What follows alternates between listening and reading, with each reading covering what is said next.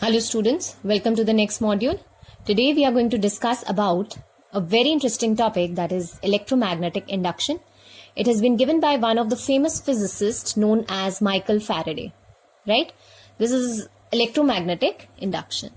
The electromagnetic induction, what is the process of electromagnetic induction? It is an amalgamation of electric properties and the magnetic properties, and how using the magnetic influence electric current can be produced, right? So I'll just explain it to you with the help of an activity, that is activity 13.8. Here we have taken a rod, a metallic rod, on which we have taken a conducting wire, right? Now this wire has been connected to a galvanometer, right? What if we place a bar magnet near it, right? Now a bar magnet will be having some magnetic field around it, as we've already studied the properties of a bar magnet. A bar magnet is a permanent magnet and it will be having some magnetic properties, right? Now the magnetic field of this bar magnet, right, will interact with the magnetic properties or will affect the magnetic properties of this particular conductor which has been placed, right? The magnetic field that has been created here will be interfering with will also be creating some magnetic properties over here. Due to the presence of these magnetic properties, there will be deflection in this galvanometer device. Now, what is a galvanometer? It is an instrument which shows or detects the presence of current in a circuit, right?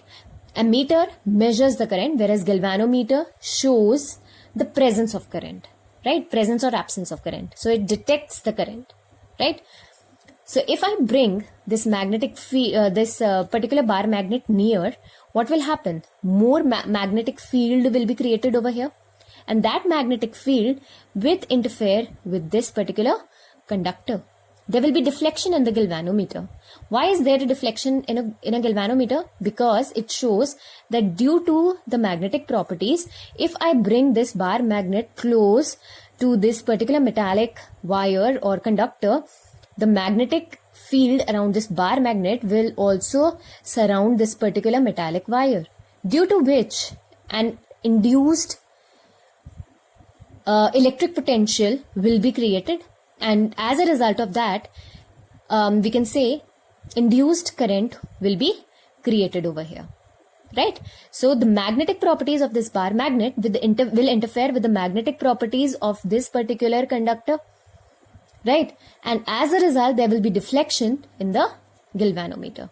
So it shows that as soon as I bring the bar magnet close to the setup, right, there will be greater deflection. So it will be shown by the movement of the needle at one particular direction, to the extreme direction on one side. Now, if I move this bar magnet away from the setup, what will happen? Lesser magnetic field will interfere with this particular part, due to which the induced current will be of lesser intensity. Therefore, this needle, which was pointing here before when the bar magnet was near, will be slowly showing a deflection, and it will be going on the other point, showing that as the distance between the two increases, the deflection also changes. It also decreases. So the movement of the needle of a galvanometer shows that how the current is being changed. Now, if I stop moving this bar magnet, I bring it to a still, I make it stationary, right? So the magnetic field associated will not change now. As it will not change, no deflection will be shown by the galvanometer, showing that induced current is not changed, or it is near to zero. So with the movement of the magnetic field, we can see that the changing magnetic field, the varying magnetic field, has created an induced current in the setup, right? So this phenomena of creating an induced current with the help of an induced electric potential is known as electromagnetic induction, right? And here, instead of ammeter or voltmeter, which we had used in chapter electricity, we'll be making use of a device called galvanometer, which will show the presence, the detection of current in a circuit. So this is all about electromagnetic induction, and it was given by a famous physicist known as Michael Faraday, right? Now, another figure, that is another activity we'll be doing. This figure is 13.17 according to your NCERT textbooks, right? We have coil 1 and coil 2, right? They have been on a one metallic frame. Now this coil 1, we usually call it a primary coil, right? And this coil 2 is known as the secondary coil. This primary coil can have a number of turns, and this secondary coil has lesser number of turns. The primary coil is connected to an external circuit, and the secondary coil has been connected to a galvanometer, right? Now, if we understand it in the same way, right? This external circuit, because of the presence of external circuit, the current will be flowing. And as we know that current has magnetic properties, what will happen? It will start magnetizing this particular coil, the primary coil, right? So the primary coil will magnetize as long as the current is flowing, right? Once the current stops flowing, there will be no current. Once the current stops flowing, there will be no magnetic properties present, right? Now, the magnetic property due to the flow of electric current that has been produced will interfere or will move towards this part of the coil also. So due to this magnetic effect, due to interference of this magnetic effect, an induced potential difference will be created, which will give rise to an induced electric current. And as a result, there will be deflection in the galvanometer. So if I increase the amount of current in this particular circuit, remember, in that case, if I increase the amount of current here, the galvanometer deflection will also increase, showing greater induced current has been produced, right? So this setup is again used to, this was just with the help of an already existing magnet, how the magnetic properties of this magnet have affected this setup, and here how the created magnetic effect has helped in setting up an induced current. So this is electromagnetic induction. Now, as we've already seen electromagnetic induction, can you name ways in which a current can be induced, right? Now, current can be induced in two ways, right? If I move a particular circuit in a magnetic field, or if I create a magnetic field around a particular circuit. So in a circuit, we can say, or what are the ways of creating electromagnetic induction, or what are the ways of inducing current? The first way is by creating magnetic field around a circuit. Or second is moving a circuit in a magnetic field area. So if I create a magnetic field around a circuit, or if I vary the magnetic field around a circuit, I can create induced current, right? I can induce current in the circuit. Or if I keep the circuit in a magnetic field area. So these are two different things. One is keeping your circuit in a magnetic field, and the other one is varying the magnetic field around the already existing circuit. So these are two ways of inducing current. Now the question comes, can we determine the direction of this induced current? Because the galvanometer can just give us the detection, the presence. It can just help us in detecting the presence of current, the presence or absence of current. But it will not give us the direction in which the current is produced. So with this, we'll be studying about Fleming's right hand rule. We have studied about the left hand rule. This is Fleming's right hand rule. The Fleming's right hand rule is basically used for electromagnetic induction process only.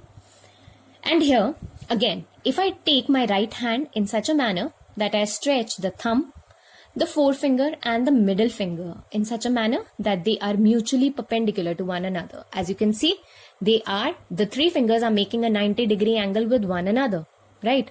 So the thumb will give the direction of motion, right, of the conductor, the direction of motion. of the conductor. This particular finger will give us the direction of the magnetic field, and the direction of the middle finger gives us the direction of induced current. Not just current, it will give us the direction of induced current. So just as Fleming left hand rule, be very particular where you have to apply Fleming's left hand rule and where you have to apply Fleming's right hand rule. So for Fleming's right hand rule, the thumb will give the direction of motion of the conductor. This particular finger, the forefinger or the first finger, will give the direction of magnetic field, and the middle finger gives the direction of induced current. Right? So again, based upon Fleming's right hand rule, we have another device which is known as electric generator. Right? Now what is an electric generator? The device is just the reverse of electric motor. Right? Electric motor was converting electrical energy into mechanical energy, but electric generator will convert mechanical energy to produce electricity. As you already know, we have generators at our houses also, right? So there is initially, now we have electric generators mostly, but initially, or we can say we have automatic generators, so that as soon as the electricity goes off, the generator, you have to just switch in, or you have to just press a button and the generator gets on. But now we have, earlier we used to have generators which had to be, mechanically their axle had to be rotated, and after some time, after gaining some momentum, the generator, it used to deliver electricity, right? It used to produce electricity. So basically, what does an electric generator do? It's a device that converts mechanical energy into electrical energy, or we can say it is a device used for converting mechanical energy to produce electricity or electrical energy. Its working principle, as I have told you already, it is based upon Fleming's right hand rule. Okay, because here we'll be experiencing, or we'll be studying the concept of electromagnetic induction. So just as electric motor, the components are the same, but here the phenomena is slightly different, right? The components, as you can see, we already have two permanent magnets representing the North Pole and the South Pole. In between the two magnets, we have an armature coil of insulated copper wire, right? So this is a frame of insulated copper wire, we can say, named as ABCD. Okay. Now we have two separate brushes here. There's two separate brushes, B1 and B2. And these are attached to two separate split rings. So we have split rings that are attached on two separate parts. In case of electric motor, we had the two split rings side by side. But here we have one split ring here on the axle and the other one here. Now one is connected to one of the brushes and the other one is connected to the other brush. Right? Now the external circuit consists of the galvanometer alone. Okay?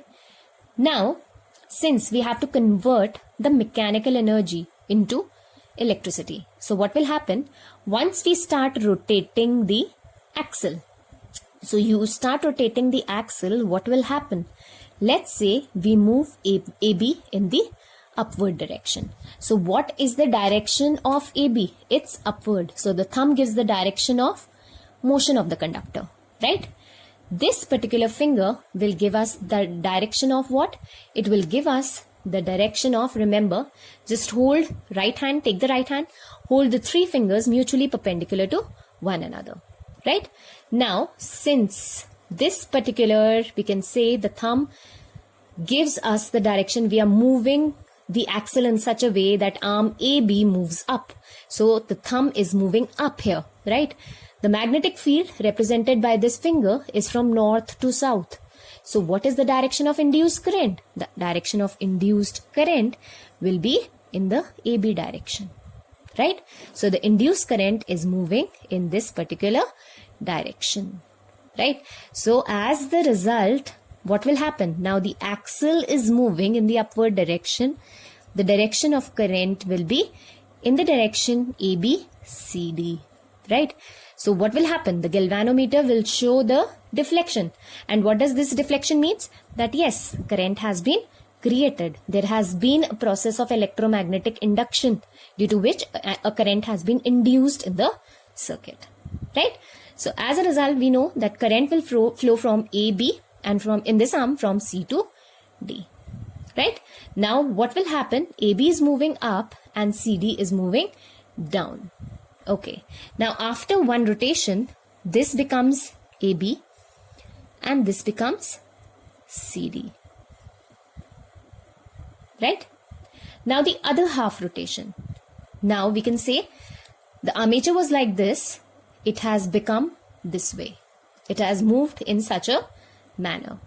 Right? Now what will happen is this has moved in this particular direction. Now as a result, B1 and B2, these are the brushes here. Okay. After every half rotation, there will be reversal in the direction of current. So after every half rotation, the direction of current will change. So initially it was this way. Now the motion, since the motion is taking place, you can see that the direction of current would be in this particular way. So now the current in the second half, the current will start flowing from CD to BA. Will flow from DC to BA. Right? So why will it happen? Remember, we were moving AB in the upward direction and CD in the downward direction. Now, in this particular half, in the second half, what will happen? Our CD is going to go down and AB is going to go up. Sorry, AB is here, AB will go down and CD will go up. But the direction of current, see, there is no change in the polarity now. Right? So the direction of current will be, again, according to Fleming's right hand rule, it will be from D to C and then from B to A. Earlier it was from A to B and C to D. Now it will be from D to C and B to A. So as you can see, there is reversal, or you can see that there is a change in the direction of the current. That periodically there is a change in the direction of current. So that's why we say that the current has been created is known as an alternating current. Right? So coming back to this again, we have used the two poles, right? We have used the armature ABCT, the permanent magnets, armature, then we have the axle, rings, brushes and galvanometer, right? What are the applications? Electric generator, it produces large currents in home and industry. So what are the two types of generators that we will talk about? That is alternating current. So what is alternating current? The one that we have studied. Once I moved this armature coil in the upward direction, what happened? The direction of the current was from AB to CD, right? Now if I keep on continuously rotating this axle like this, now CD will come back here as DC and this will come as AB. So again the direction of current will be from D to C and then from B to A. So we know that earlier it was from A to B, C to D, and now it will be the other half. So if I draw a diagram representing the same, the current was moving like this earlier. Now in the opposite direction it will be moving this way. So this is said to be one complete cycle. So this is one complete cycle, and this particular, as you know, this direction is different. This direction is reversed. So we say that the direction of current changes periodically. Again, if we rotate it the same way, this pattern is going to be repeated like this, right? So that's why we say that the quality of current, or the current that is produced in case of a generator, electric generator, is alternating current. But we have direct current generators also. Now, what are direct current generators? If just as an electric motor, I fix the position of the brushes B1 and B2, that is, if I don't allow them to move, I fix their position, the direction of current will be unidirectional. That is, the armature coil will be continuously rotating, and as a result there will be change in the direction of current, there will be reversal in the direction of current in such a manner that it will continue to move in one particular direction only, just as in case of an electric motor, right? So what if I do not change the position of these particular brushes, they remain in a constant position. Remember, There will be actually brushes. What do? The rings, that what do? They help in the reversal of the direction of current, right?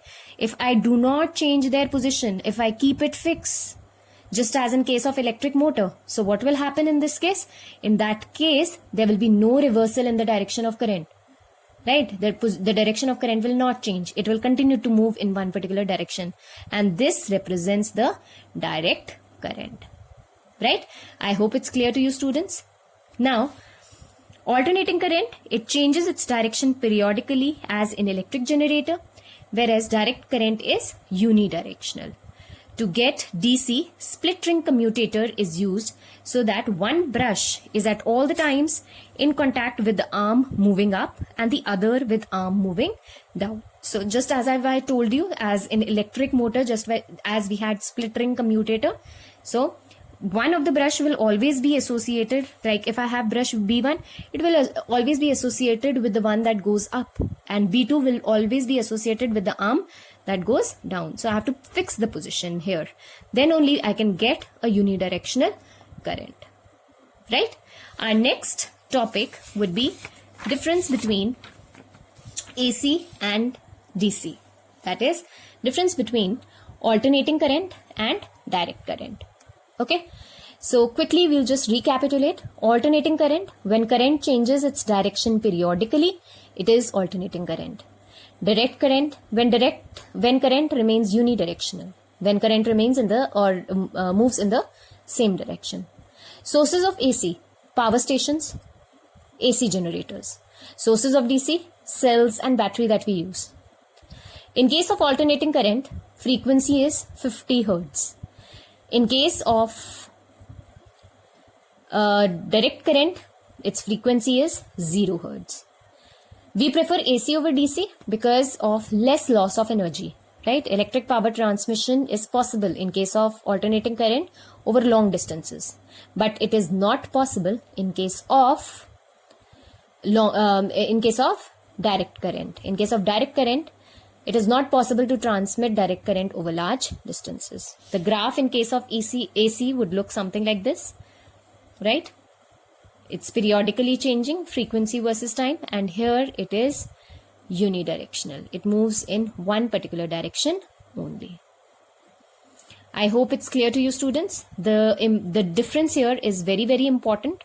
Please note down these differences in your notebooks, right? And whatever we have done, please revise that. Thank you so much.